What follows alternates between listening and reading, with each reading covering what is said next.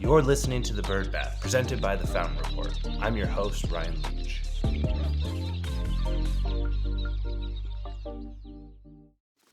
Welcome back to The Bird Bath. Each week, we scrape the surface of the news you need to know, so let's get into it. First off, happy Halloween, everyone. It's almost November. I'm excited for some really great things to come as we round out this year.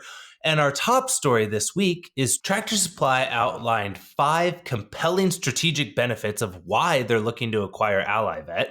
And if you haven't used Allivet before, I would argue you probably have. You just didn't realize. So if you go into that medicine cabinet for your pet that you've got at home, I bet you have an Allivet bottle sitting in there. They are a massive player in the space, but they really sit behind that level and handle a lot of the fulfillment of what's happening across veterinary clinics across the country. So what Tractor Supply outlined was that this deal would create significant opportunities for them to gain share of wallet with their 37 million, what they call Neighbors Club members, and 75% of those members are pet owners. It's designed to complement and strengthen their current product and service offerings. Their total addressable market will grow to $15 billion.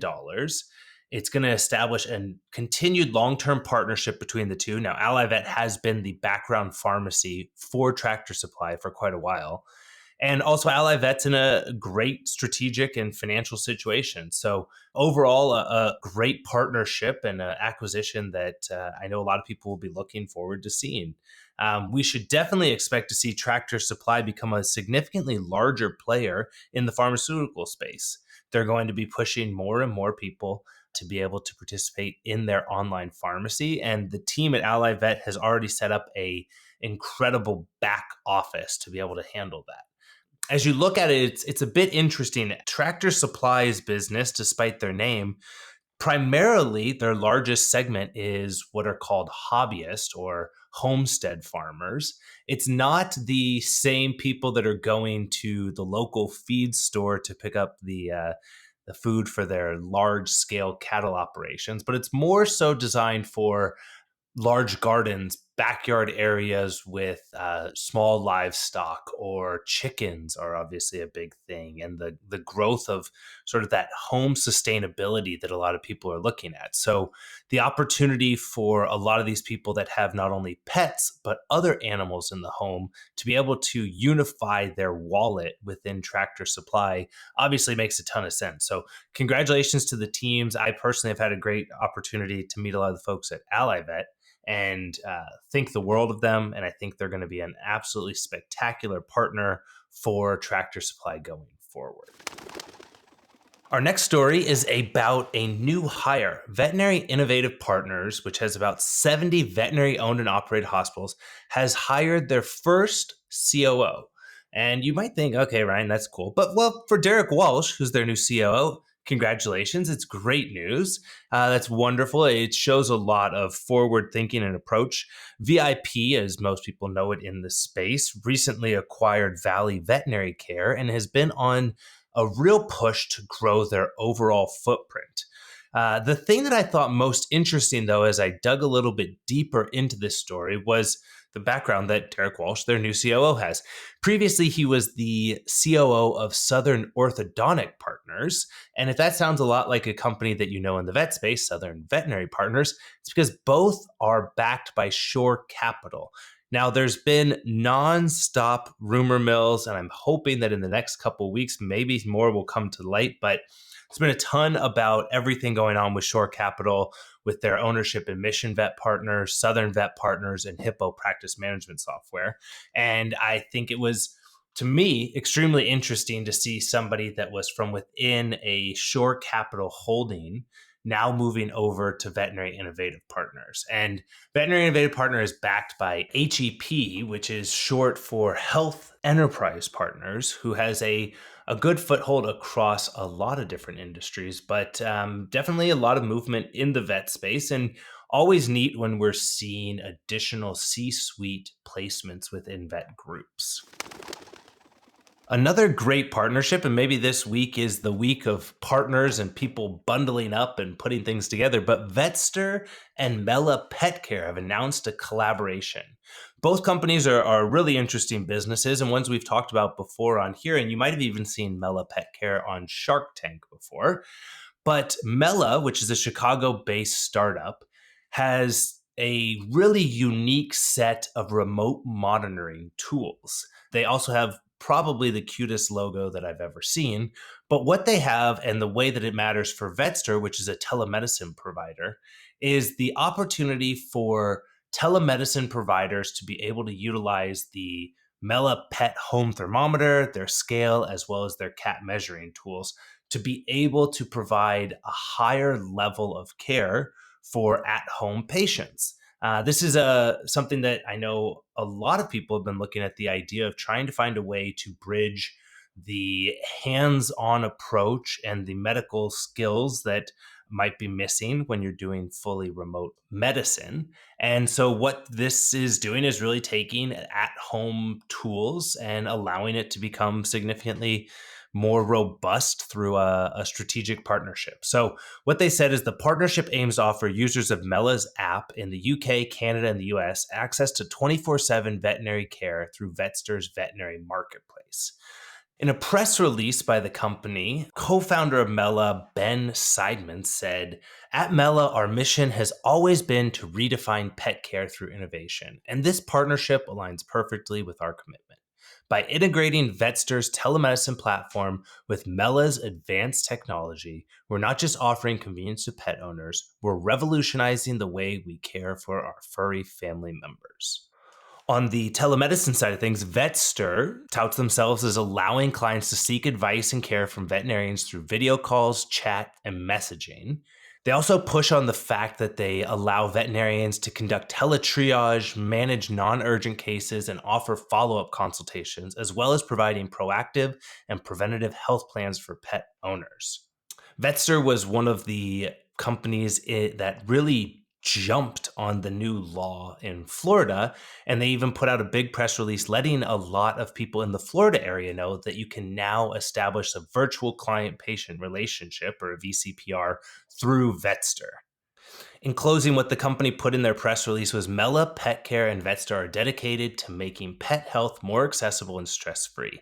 This integration represents a significant step towards improving the lives of pets and their owners, providing peace of mind and expert guidance 24/7. So I think it's really cool. I personally have actually I have two little girls, and if you've ever had toddlers, you probably get to enjoy the fun of ear infections. And I've mentioned this before, but I bought one of the Tylenol branded otoscopes that clicks right onto your phone and allows you to do a telemedicine appointment while doing a image capture through a phone-based otoscope for at-home use. So really cool to see that Mella is bringing the telemedicine component to what they're offering through their at-home tools. They also have an entire suite of incredible other diagnostic tools that are used in clinic, but neat to see the at-home care growing. If I ruffled any feathers there, feathers, it's a bird bath joke. the the next thing that we might hit on is the fact that if you're listening to this on Tuesday, October 29th, we are just 1 week out from a major election in the US. It's November 5th, Tuesday, November 5th, which will be our next week's episode, is on election day. And so if you have not gone out and voted, make sure you do. I'm not going to tell you who to vote for. We can do that later. But I definitely think everyone should get out there and vote. It's a spectacular opportunity that we have, and there's really important issues at hand. One of those important issues is specifically on the ballot for folks in Colorado. So there's a big topic, and one that, if as we see a lot of these dominoes fall, we see specific states taking charge and creating roles or positions or laws or EVCPR laws or telemedicine laws. And Colorado has taken the mantle of the idea around the Veterinary Professional Associate, which is the VPA.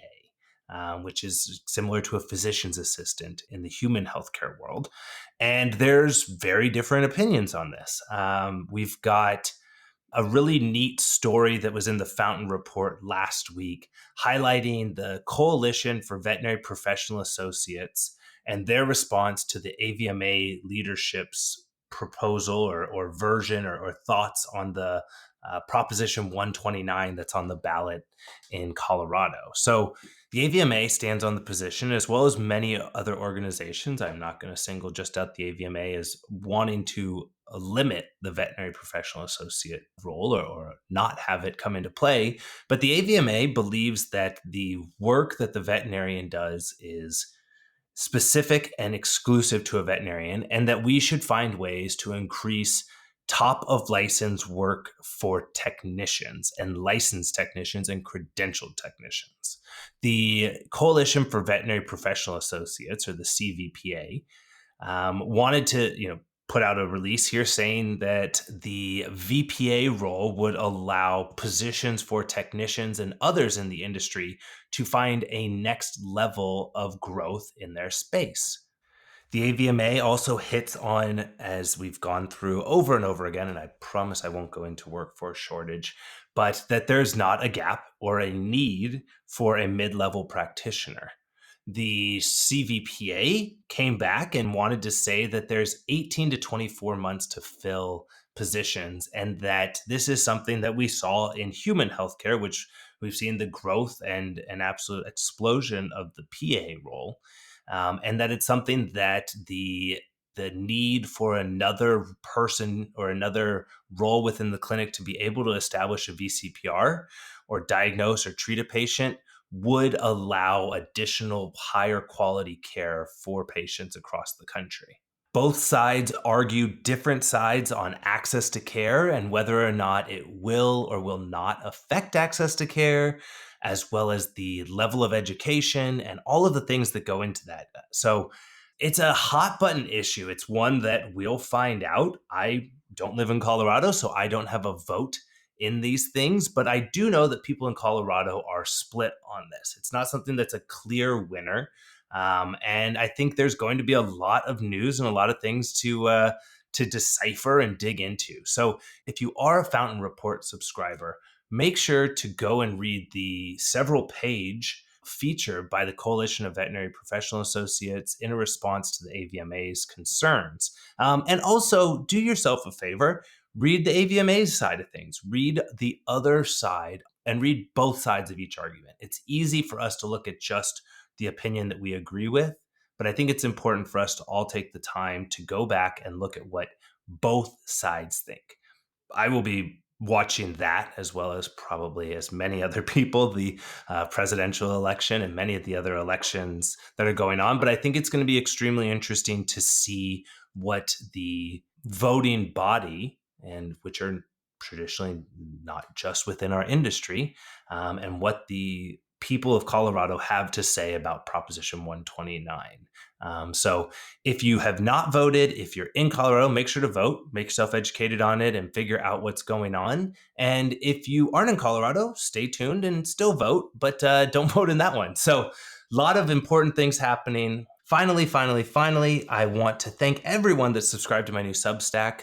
There's always going to be a link in the bio, so you can check that out. And for more on these and other stories, you can join us by subscribing to the Fountain Report. Don't miss out on any episodes as well by subscribing and rating the show. For the Bird Bath, I'm Ryan Leach. See you next week.